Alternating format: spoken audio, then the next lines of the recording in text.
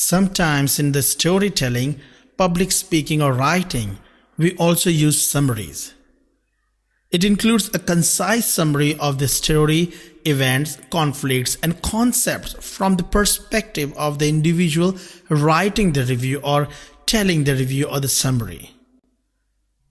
A narrative review is similar to a book report in that the writer must show knowledge of the book being summarized.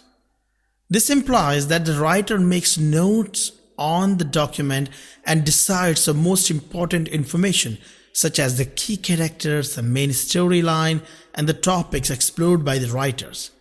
However, the style for writing the review is determined by various considerations, including the writer's interest.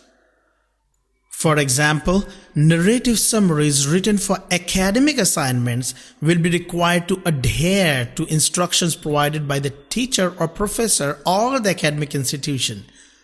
Regardless of the style, the writer must first draft a synopsis, starting with the critical concepts he or she believes sum up the whole document.